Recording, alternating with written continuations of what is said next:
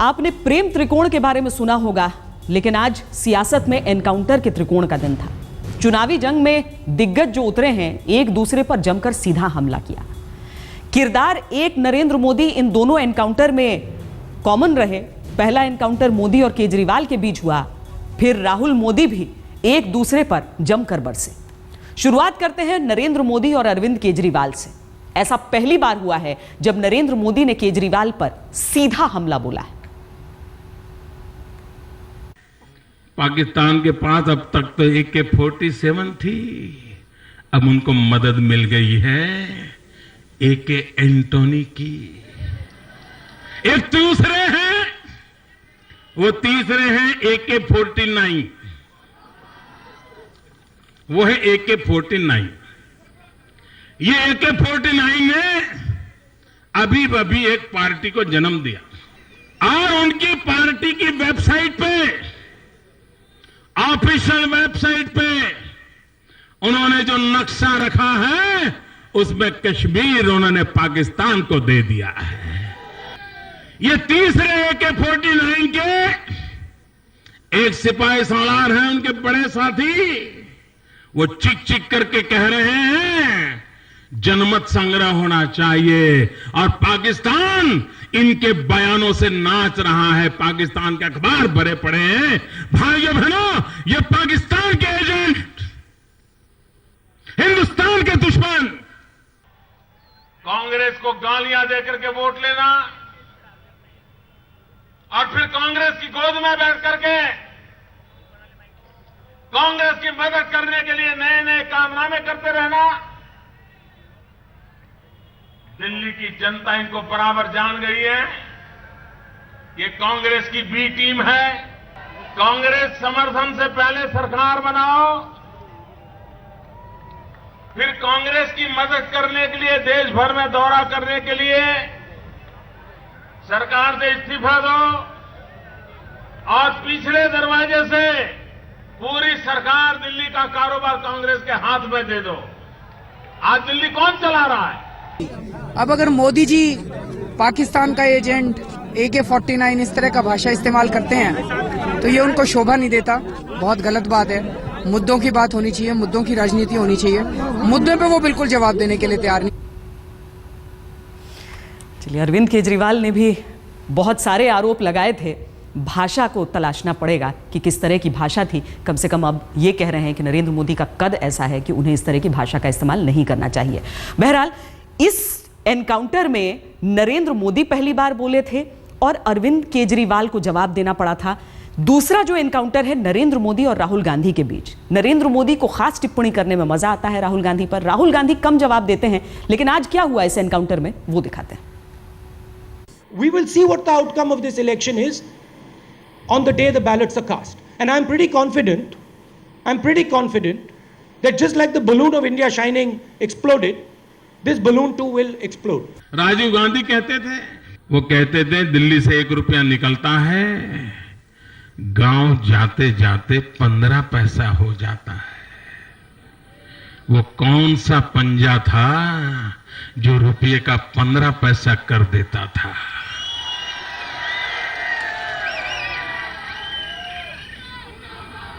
भाइयों बहनों, और इसलिए मैं कहता हूं, जब तक रुपये को 15 पैसा कर देने वाला पंजा नहीं जाएगा, तब तक देश में से करप्शन नहीं जाएगा। भाइयों बहनों,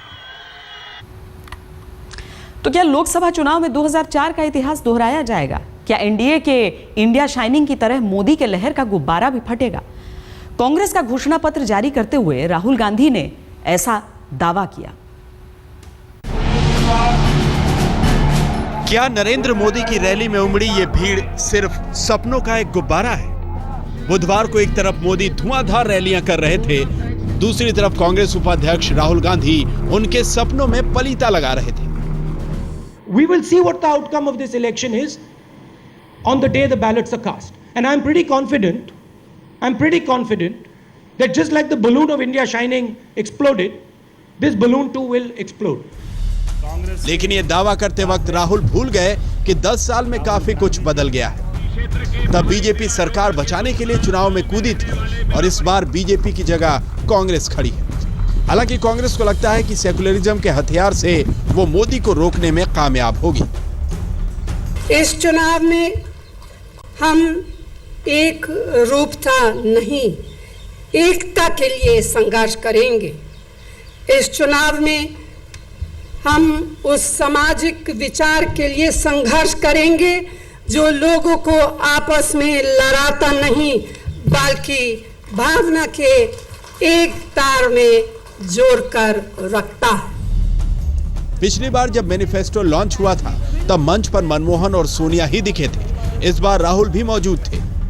संकेत साफ है, 5 साल में कांग्रेस का सत्ता समीकरण काफी बदल चुका है। मेरा सवाल सोनिया गांधी जी से है। 2009 में मैंने ही आपसे सवाल किया था कि अगला प्रधानमंत्री पद का उम्मीदवार कौन होगा। आपने मैनिफेस्टो में अपनी फोटो छुपाई थी, मनमोहन सिंह जी की दिखाई थी। क्या 2014 में भी आप बता पाएंगी कि प्रधानमंत्री पद का उम्मीदवार कौन होगा साफ तौर पर जनता से? इस सवाल का जवाब पहले आप सबको दिया है, राहुल ने खुद दिया है। चुनाव के बाद पार्लियामेंट्री जो एमपीज जो हमारे एमपीज जो है प्रधानमंत्री चुनेंगे। सोनिया भले ही राहुल गांधी को सीधे तौर पर प्रधानमंत्री ना बताएं, लेकिन ये साफ हो चुका है कि कांग्रेस ने मैनिफेस्टो के जरिए राहुल गांधी का एजेंडा आगे किया है। देखना दिलचस्प होगा कि सबको घर, सबको सेहत, सबको पेंशन के नारे के बूते क्या राहुल मोदी के सपनों का गुब्बारा फोड़ पाएंगे। कांग्रेस की चुनावी कमान राहुल गांधी के हाथ, कांग्रेस का चुनावी चेहरा राहुल गांधी, घोषणा पत्र में राहुल गांधी का घोषणा पत्र और घोषणा पत्र पर बनी फिल्म में भी राहुल गांधी। लेकिन तकनीकी तौर पर अब भी राहुल गांधी को कांग्रेस प्रधानमंत्री पद का उम्मीदवार कहने से बच रही है। तो सवाल उठना लाजमी है कि बात सिर्फ तकनीकी है या कुछ और। दिल्ली से मौसमी सिंह और कैमरामैन संजीव कुमार के साथ कुमार विक्रांत सिंह, आज तक।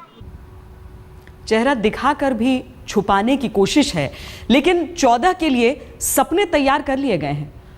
कांग्रेस ने मैनिफेस्टो अपना जारी कर दिया। इस मैनिफेस्टो में क्या क्या चीजें हैं प्रमुख तौर पर वो हम आपको बताते हैं। अभी तक अपने पिछले कार्यकाल के बारे में कांग्रेस का यही कहना है कि वो मार्केटिंग नहीं कर पाए। इस दफा सपने बेच जरूर रहे हैं। सेहत, घर, पेंशन, अधिकार, इन सारी चीजों का अधिकार दिया जा रहा है। कहा गया है 8% विकास दर का वादा है अगले 3 सालों में। 5 साल होंगे, 10 करोड़ नए रोजगार आ जाएंगे। इसके अलावा निजी क्षेत्र में SC/ST के लिए रोजगार दिलाने का भरोसा है। यहां पर आरक्षण की भी बात हो रही है और इस पर थोड़ी सी बहस हो सकती है। कमजोर आय वाले लोगों के लिए आरक्षण, बार बार यही कहा जाता है जो धनी है कि निर्धन, उसको आधार बनाया जाए आरक्षण का। ये एक बड़ा सवाल होता था। बहरहाल स्वास्थ्य को लेकर भी कई घोषणाएं हैं। यहां पर स्वास्थ्य बजट बढ़ाकर GDP में उसे जोड़ दिया गया है। देखिए, अल्पसंख्यकों को सुरक्षा, महिलाओं का सशक्तिकरण, ये सारी चीजें हैं जो कांग्रेस के वादों के पिटारे से निकल रही हैं। ये 14 प्रमुख चीजें हम आपको दिखा रहे हैं, नहीं तो 52 पन्नों का है ये, जिसमें बीजेपी पर वार भी है और सारी चीजें। काला धन एक अहम चीज। देखिए, भ्रष्टाचार के खिलाफ अरविंद केजरीवाल अपनी आवाज बुलंद करते हैं। एक तरफ बाबा रामदेव हैं जो कहते हैं नरेंद्र मोदी का समर्थन करते हैं और काला धन की बात करते हैं। यहां पर कांग्रेस ने भी काला धन की बात की है। निर्माण क्षेत्र में 10% विकास का वादा है। विदेशी निवेश को बढ़ावा देंगे, ऐसी बात भी कांग्रेस ने कही है। GST, DTC बिल साल भर में संसद में रखेंगे। ये सारे 14 सूत्र जो हमें सामने नजर आ रहे हैं, वो सारी चीजें रखी हैं कांग्रेस पार्टी ने। इन आदर्श घोटाले के आरोपियों से चौहान का नाम हटाने की अर्जी पर बॉम्बे हाईकोर्ट का फैसला आना तो बाकी है, लेकिन इससे पहले कांग्रेस ने नांदेड़ से अशोक चौहान को उम्मीदवार बनाकर भ्रष्टाचार के खिलाफ अपनी जंग पर सवाल जरूर खड़े किए थे। My opinion on the ordinance is that it's complete nonsense and that it should be torn up and thrown out. क्या भ्रष्टाचार के खिलाफ राहुल गांधी की लड़ाई नकली है?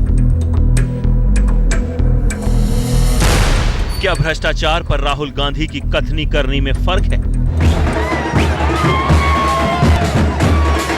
समर्थकों के भारी हुजूम के बीच नांदेड़ में पूरे धूमधाम से नामांकन करने निकले महाराष्ट्र के पूर्व CM अशोक चौहान की ये तस्वीर कांग्रेस उपाध्यक्ष राहुल गांधी के भ्रष्टाचार विरोधी स्टैंड की पोल खोल रही है।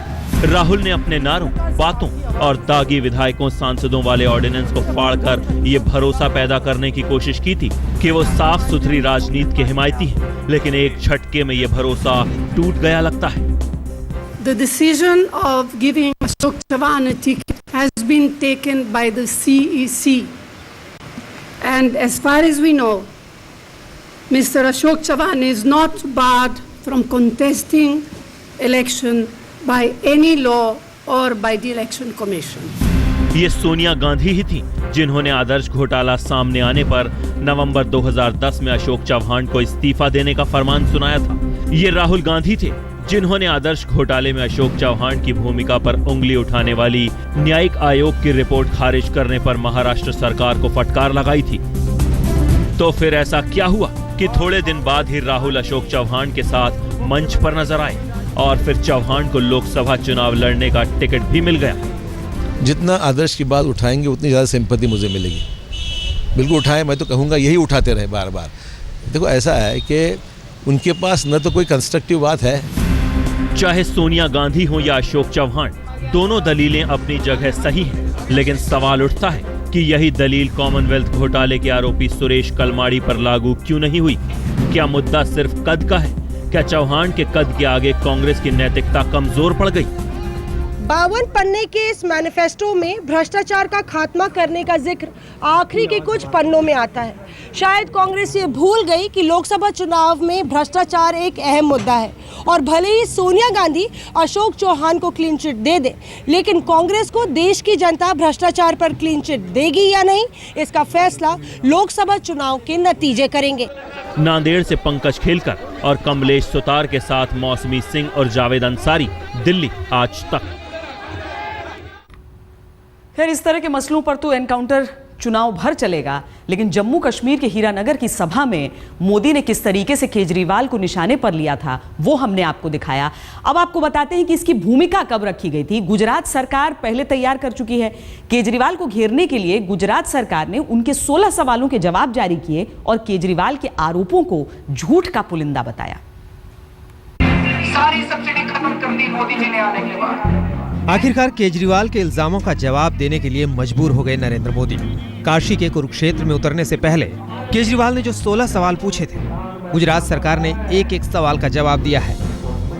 केजरीवाल ने सवाल किया था कि क्या वजह है कि पिछले 10 सालों में गुजरात में 5874 किसान खुदकुशी कर चुके हैं। जवाब में गुजरात सरकार का कहना है कि 10 सालों में सिर्फ एक किसान ने खुदकुशी की है।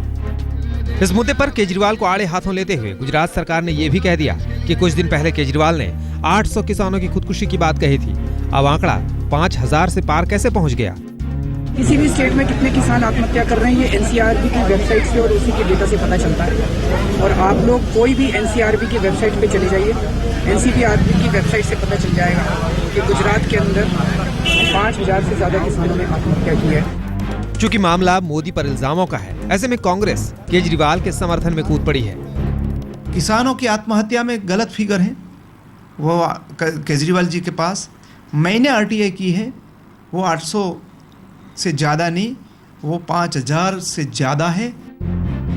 केजरीवाल ने आरोप लगाया था कि गुजरात में 60,000 छोटे और मंझोले उद्योग बंद हो चुके हैं। गुजरात सरकार का दावा है कि 5,19,000 रजिस्टर्ड छोटे और मंझोले उद्योगों में 95% चालू है। केजरीवाल ने कहा था, मोदी प्रधानमंत्री बने तो किसानों की जमीन बड़े उद्योगपतियों के पास चली जाएंगी। इसके जवाब में गुजरात सरकार का कहना है कि गुजरात के भूमि अधिग्रहण नीति की सुप्रीम कोर्ट भी तारीफ कर चुका है, जहां किसानों की सहमति के बगैर जमीन अधिग्रहण नहीं होता। सवाल उठता है कि अगर गुजरात सरकार का दावा सही है तो क्या मोदी के खिलाफ झूठ फैला रहे हैं केजरीवाल? 272 मिशन के लिए कुछ भी करने के लिए तैयार है। अहमदाबाद से गोपी घांगर के साथ आज तक ब्यूरो।